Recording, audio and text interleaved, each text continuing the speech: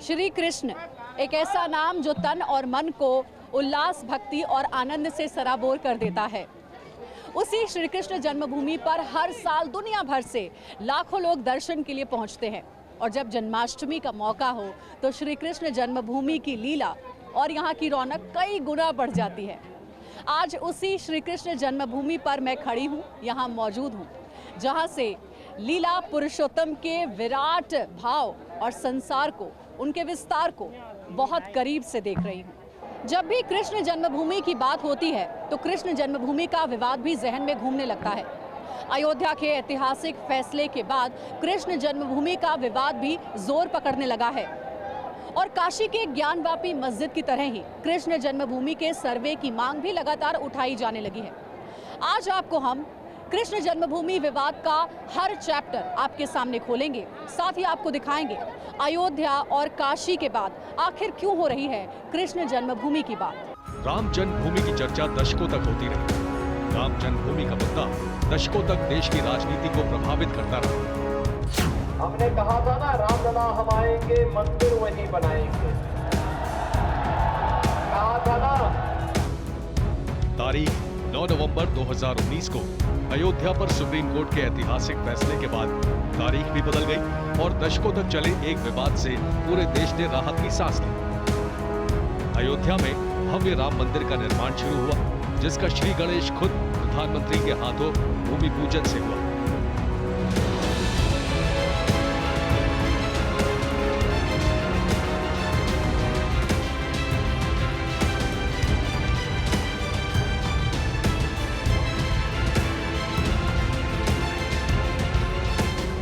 राम जन्मभूमि के बारे में आपने बहुत कुछ सुन रखा है, बहुत कुछ देख रखा है, लेकिन रामलला के जन्म स्थान की तरह ही पवित्र कृष्ण जन्मभूमि के बारे में आप पहली बार ग्राउंड से वो रिपोर्ट देखेंगे जिसमें कृष्ण जन्मभूमि विवाद की एक एक कड़ी आपको दिखाई देगी। कृष्ण जन्मभूमि विवाद से जुड़ी दोनों पक्षों की हर दलील आपको सुनाई पड़ेगी। फिर आप समझेंगे कि अयोध्या तो झांकी है, कहने वाले पक्ष की दलीलों में कितना दम है। और फिर ये भी समझेंगे कि अयोध्या तो झांकी है, काशी मथुरा बाकी है जैसे नारों से दूसरे पक्ष को ऐतराज क्यों है और क्यों दूसरा पक्ष ये नहीं चाहता कि जो अयोध्या में हुआ वो मथुरा में ना हो।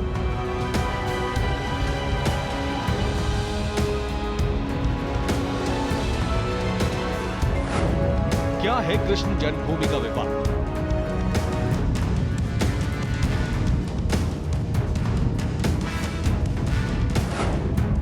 क्या है कृष्ण जन्मभूमि का महत्व?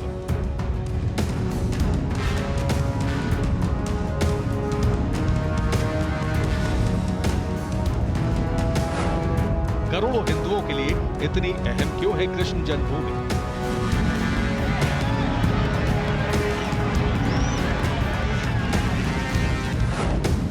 क्या राम जन्मभूमि की तरह ही कृष्ण जन्मभूमि का भी विवाद है?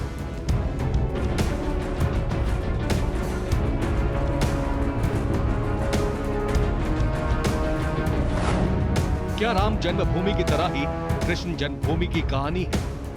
भारत के आजाद होने के बाद भगवान श्री कृष्ण जन्मभूमि का विवाद पहली बार मथुरा की न्यायालय में 1967 में पहुंचा, जिसमें दोनों तरफ से हिंदू पक्षकार और मुस्लिम पक्षकार अदालत पहुंचे। इसमें एक मुकदमा दायर किया गया जिस मुकदमे का नंबर 43 था और तब से लेकर अब तक ये मामला अदालत में अलग अलग वक्त पर गया, लेकिन आज तक इसका फैसला नहीं हो पाया। आखिर वो कहानी क्या है जिसमें कृष्ण जन्मभूमि को लेकर विवाद है? महमूद गजनवी से लेकर औरंगजेब और उसके बाद तक विवादों का वो सिलसिला कैसे शुरू हुआ जो दशकों से कृष्ण जन्मभूमि के दामन से लिपटा हुआ है और समय समय पर दोनों पक्षों की भावनाओं को दहकाता रहता है। हम आपको ग्राउंड जीरो से पूरी रिपोर्ट दिखाएंगे कि कृष्ण जन्मभूमि का विवाद क्या है और इससे लेकर दोनों पक्षों की दलीलें क्या कहती हैं। कृष्ण जन्मभूमि को लेकर किसके पास क्या सबूत है और उन सबूतों में कितनी सच्चाई है, ये भी आप खुद तय करेंगे। लेकिन उससे पहले हम आपको चंद पलों के लिए कृष्ण जन्मभूमि के उस इतिहास की ओर ले चलते हैं जिसके बिना संपूर्ण मथुरा का गौरव अधूरा है। ये जरूरी इसलिए भी है क्योंकि बिना अतीत को समझे ना तो कृष्ण जन्मभूमि के वर्तमान को समझा जा सकता है, ना किसी भविष्य की कल्पना की जा सकती है। कृष्ण जन्मभूमि के इतिहास का सिरा 5000 साल पहले उस कालखंड से जुड़ा हुआ है जब मथुरा में एक आकाशवाणी हुई थी और युगधर लीला पुरुष भगवान श्री कृष्ण का आतताई कंस के कारागार में जन्म हुआ था। कृष्ण जन्मभूमि के इतिहास का सिरा 5000 साल पहले उस कालखंड से जुड़ा हुआ है जब मथुरा में एक आकाशवाणी हुई थी और युगंधर लीला पुरुष भगवान श्री कृष्ण का आतताई कंस के कारागार में जन्म हुआ था। मथुरा की कृष्ण जन्मभूमि का प्राचीन रूप समय के चक्र के साथ बदलता रहा। मान्यता है कि द्वापर के बाद जब कलयुग शुरू हुआ तो भगवान श्री कृष्ण के प्रपौत्र वज्रनाभ ने मथुरा कारागार के पास केशव का पहला मंदिर बनवाया। इस बात के प्रमाण उस जगह पर एक प्राचीन शिलालेख से भी मिले हैं जो ब्राह्मी लिपि में है। इतिहास से, पुरातत्व से, पुराणों से, हर जगह से स्वयं सिद्ध है कि भगवान श्री कृष्ण ने इसी स्थान पर जन्म लिया। इतिहासकारों का यह भी मानना है कि सम्राट चंद्रगुप्त विक्रमादित्य के समय में भगवान कृष्ण का एक दूसरा भव्य मंदिर 400 ईस्वी में इसी जगह पर बनवाया गया था। गुजरते लम्हों के साथ वो दिन भी आया जब कृष्ण जन्मभूमि पर विदेशी आक्रांताओं की बुरी नजर पड़ी। कृष्ण जन्मभूमि पर लूटपाट करने वाला पहला मुस्लिम आक्रांता था महमूद गजनवी। तारीखों में दर्ज है कि महमूद गजनवी ने साल 1017 में सम्राट चंद्रगुप्त विक्रमादित्य द्वारा बनवाए गए भव्य मंदिर को लूटने के बाद तोड़ दिया था। 1116 में यहाँ महमूद गजनवी आया और उसने उस मंदिर को लूटा। सोमनाथ बाद में गया, 25 में गया है उस मंदिर को। तो उसका जो एक मीर मुंशी था अलुत्वी, उसकी एक पुस्तक है, तारीख आज भी है, तारीख यामनी। उसमें उसने लिखा है कि 20 से 21 दिन लूटने के बाद में और उसने पूरे मंदिर में परकोटे में आग लगाई और 3 से ऊंटों पर तो केवल यहाँ से सोना लाद के ले गया। इतिहास में दर्ज कृष्ण जन्मभूमि की कहानी से निकलकर अब हम आपको जन्मभूमि विवाद की तह में लेकर चलेंगे। लेकिन इस बीच ये जान लेना भी जरूरी है कि कैसे भगवान कृष्ण के मंदिर को मुस्लिम आक्रांता बार बार तोड़ते रहे और कैसे ये मंदिर दोबारा बनता रहा। महमूद गजनवी के हमले के बाद कृष्ण जन्मभूमि पर 1150 ईस्वी में राजा विजयपाल देव के शासनकाल में एक नया मंदिर बनवाया गया था। राजा विजयपाल देव के बनवाए इस मंदिर को 16वीं सदी में सिकंदर लोदी ने तोड़वा दिया। सिकंदर लोदी के 125 वर्षों बाद ओरछा के राजा वीर सिंह देव बुंदेला ने इसी जगह पर चौथी बार भव्य मंदिर बनवाया। कहा जाता है कि इस मंदिर की भव्यता से चिढ़कर औरंगजेब ने साल 1669 में उसे तोड़वा दिया। औरंगजेब ने उसके एक हिस्से पर शाही ईदगाह का निर्माण करा दिया। आज दावा किया जाता है कि कटरा केशव देव में जिस जगह पर कृष्ण जन्मभूमि है, लगभग 5000 साल पहले उसी जगह पर कंस का कारागार हुआ करता था। हिंदू पक्ष का दावा है कि कृष्ण जन्मभूमि पर जो शाही ईदगाह मस्जिद मौजूद है उसे अतिक्रमण करके बनाया गया था।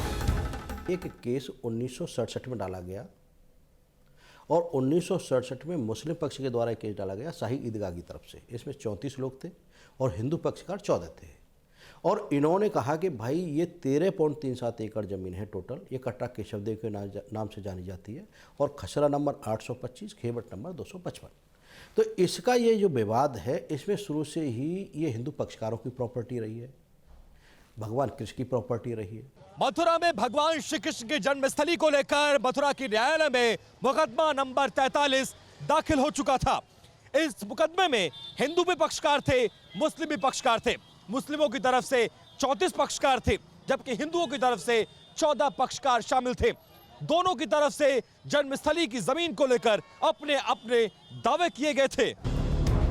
साल 1967 में जब ये विवाद अदालत की दहलीज पर पहुंचा, तभी से हिंदू और मुस्लिम दोनों पक्षों की तरफ से मथुरा की कृष्ण जन्मभूमि को लेकर अलग अलग दावे किए जाते रहे हैं।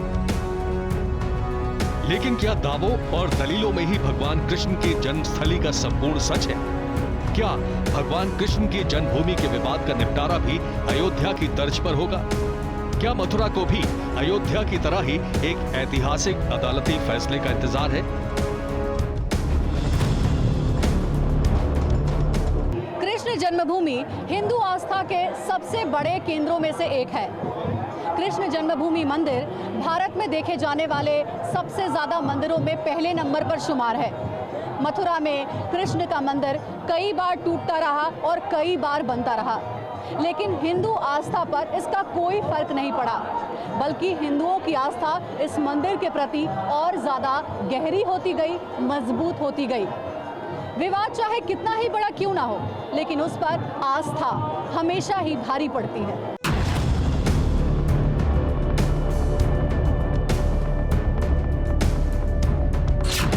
मथुरा भगवान श्री कृष्ण की जन्मस्थली है, इसलिए सिर्फ भारत ही नहीं बल्कि दुनिया भर में सनातन संस्कृति से जुड़े लोगों के लिए ये आस्था का महान केंद्र है।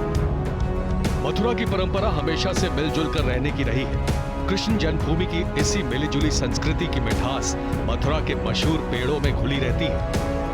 मथुरा को लेकर समय समय पर विवाद की जो गूंज उठती है, वो सिर्फ कृष्ण जन्मस्थली को लेकर, जिसका मुकदमा आज भी अदालत में चल रहा है। मामला कुल 13.37 एकड़ भूमि के मालिकाना हक का है, जिस पर दोनों पक्ष अपने अपने दावे करते हैं। शाही ईदगाह पक्ष है वो बार बार ये कहते रहे कि हमारा इसमें हिस्सा बनता है, हमें इसमें मस्जिद के लिए जगह मिलनी चाहिए, लेकिन ये सर्वविदित है, सब लोग जानते हैं और वो लोग भी जानते हैं, प्रतिवादीगण जो शाही ईदगाह के लोग हैं, कि ये भगवान कृष्ण का मंदिर है, असली गर्भगृह यही है जहाँ ये कहते हैं मस्जिद बनी है। तो हम उसको मस्जिद नहीं मानते, हम भगवान का उसे मूल गर्भगृह मानते हैं, मंदिर मानते हैं। भगवान श्री कृष्ण के जन्मस्थली का विवाद जो है वो मथुरा के न्यायालय में 1967 में पहुंचा, लेकिन इस मुकदमे की मियाद महज 1 साल से भी कम रही।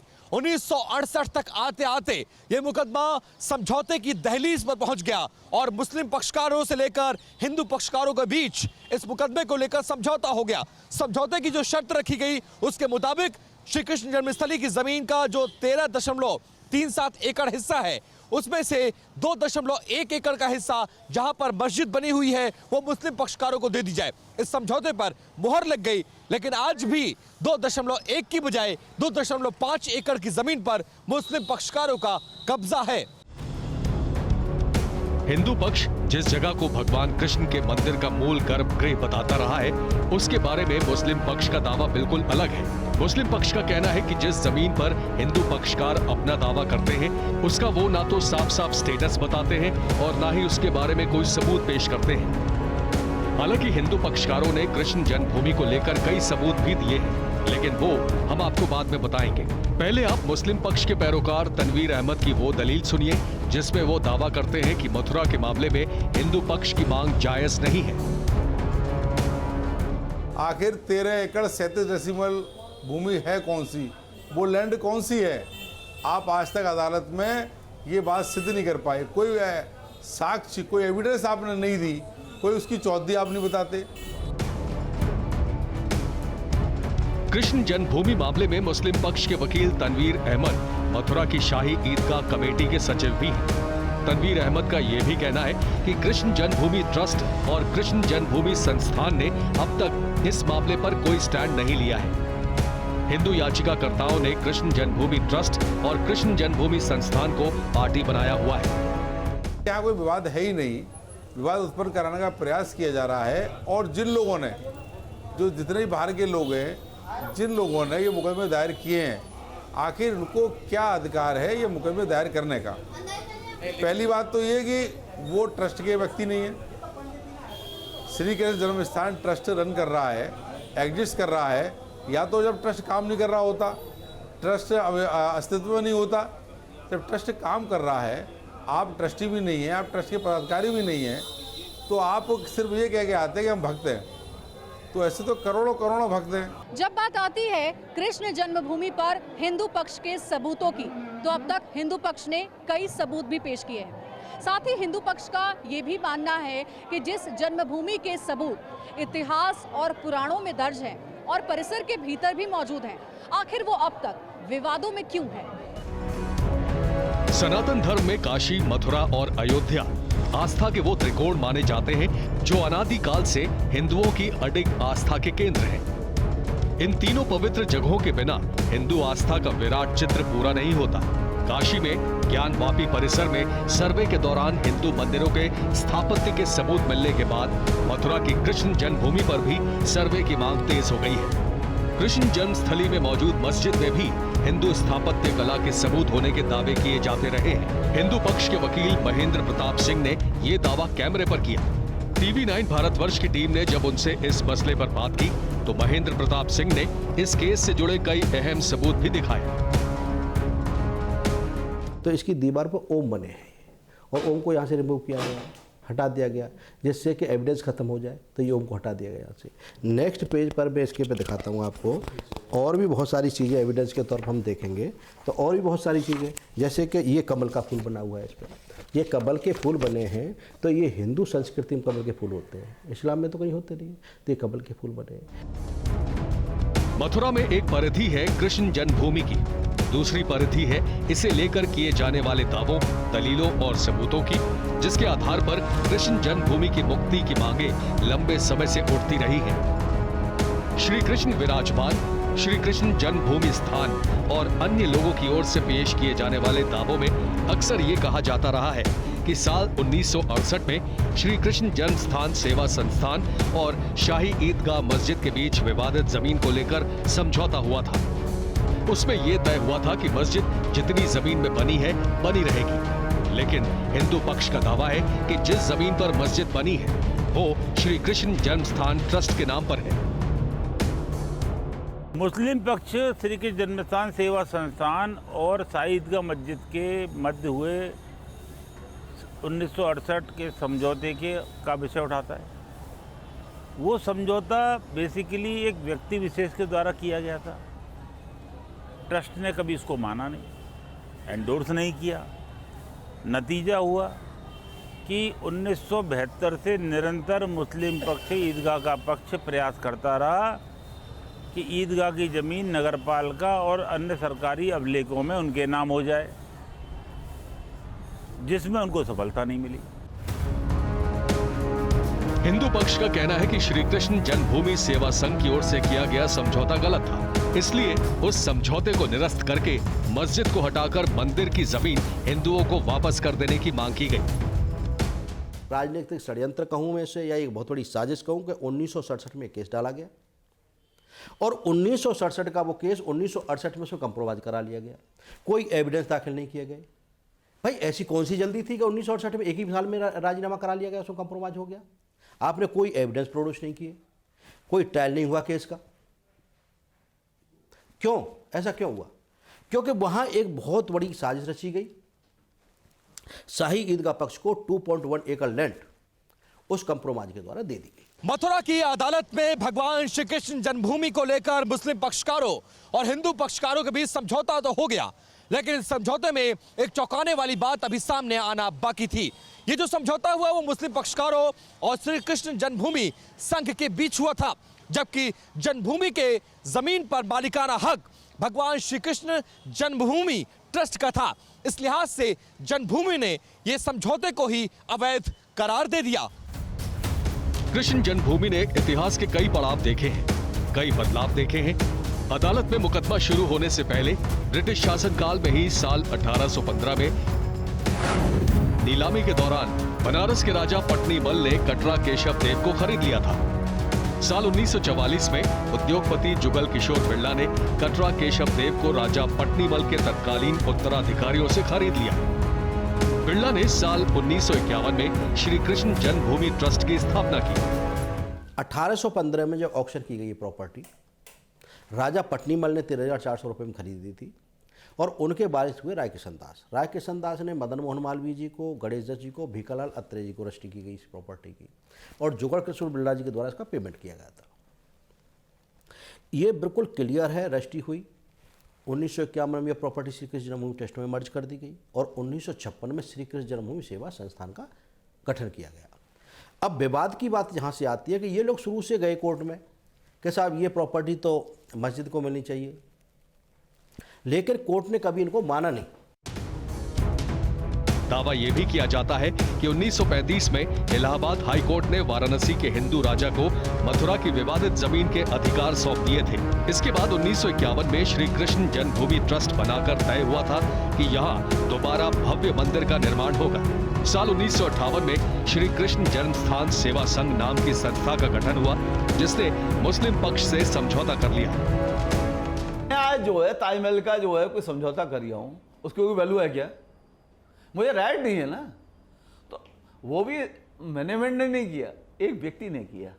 अब क्यों किया मैं नहीं जानना चाहता, उनकी क्या भावना रही होगी कि उनका स्वर्गवास हो चुका, लेकिन उनको कोई राइट नहीं था, उनको कोई राइट दिया नहीं गया, उनके काम को किसी ने स्वीकार नहीं किया, नहीं तो नाम न बदल जाता।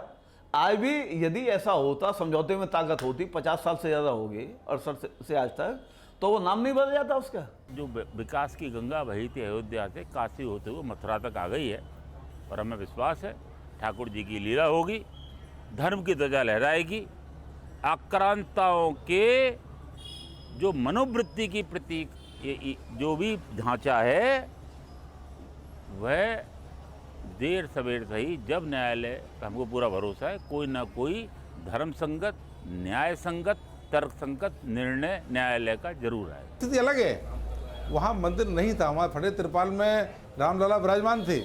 यहाँ स्थिति अलग है, आप देख लीजिए, आपका अगर कैमरा वहाँ तक जा सकता हो और तमाम न्यूज़ों के चैनल के माध्यम से भव्य मंदिर बना हुआ है, विशाल मंदिर बना हुआ है, पूजा अर्चना जारी है, और वहाँ रास्ते अलग हैं, सीमाएं अलग हैं। हिंदू मान्यताओं के मुताबिक भगवान कृष्ण का जन्म कंस के कारागार में ही हुआ।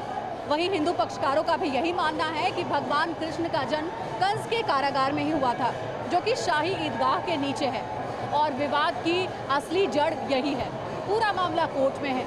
अब देखना यह है कि कोर्ट अगली सुनवाई में कृष्ण जन्मभूमि को लेकर क्या आदेश देता है। दोनों पक्षों की निगाहें इसी पर टिकी हुई हैं।